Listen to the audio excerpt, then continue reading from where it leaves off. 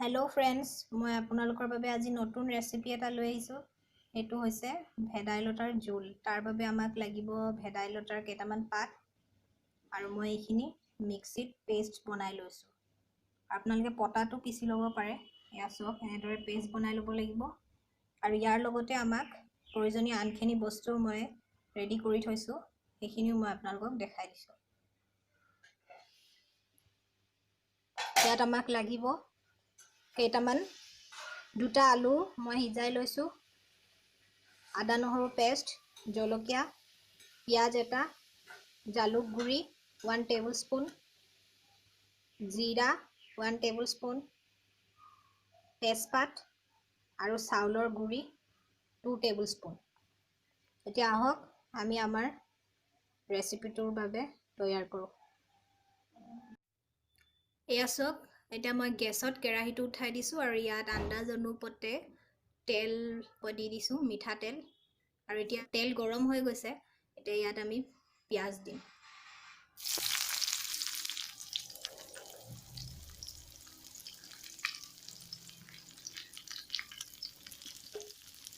আৰু এইখিনি এনেদৰে অলপমান লৰাই থাকিব।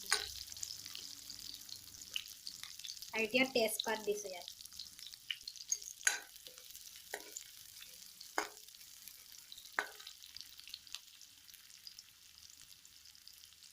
আৰু ইয়াত পাঁচফোৰণ 2 টেবুলস্পুন দিছো। মই আপোনালোকক ক'বলৈ পাহৰিছিলো, পাঁচফোৰণ আপোনালোকে দি ল'ব।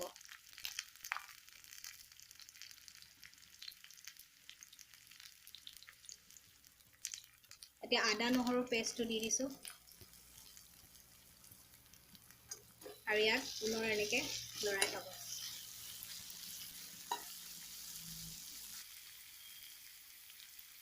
এতিয়া জলকীয়া দি দিছো। এতিয়া আমি বইল কৰি থোৱা আলুটো দি দিম। লগতে ইয়াত হালধি আধা চামুচ দি দিছো। আকৌ পুনৰ এনেকে লৰাব।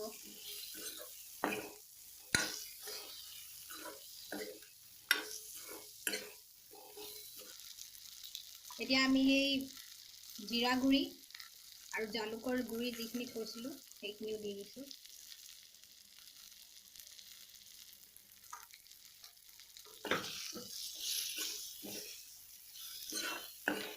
আৰু এতিয়া এই ভেদাইলতাৰ পেষ্টখিনি ইয়াত ঢালি দিম। এনেকৈ পুনৰ লৰাব অলপ।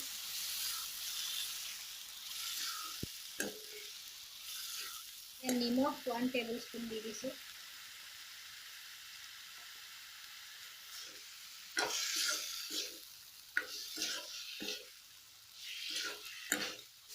আপোনালোকে এনেকে 5 মিনিটমান লৰোৱাৰ পিছত ইয়াত পানী দি দিব।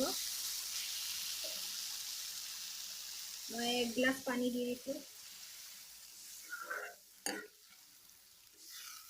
আৰু আপোনালোকক যি চাউলৰ গুড়িৰ কথা মই কৈছিলো সেইখিনি অলপ পানীত মিক্স কৰি ল'ব।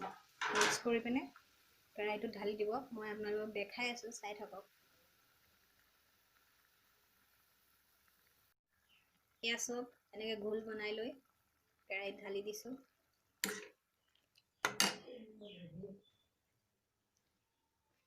এই চাউলৰ গুড়িখিনি দিলে তেতিয়া জোলখিনি অলপ গ্ৰেভিটো হ'ব, নহলে বেছি পনীয়া হৈ যায়। আৰু আপোনালোকে ইচ্ছা কৰিলে ইয়াত মাছো দি দিব পাৰে।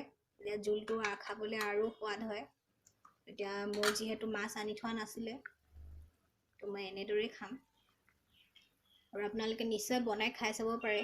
এইটো বহুতে সুস্বাদু আঞ্জা হয়। লগতে এইটো স্বাস্থ্যৰ কাৰণেও বহুত ভাল।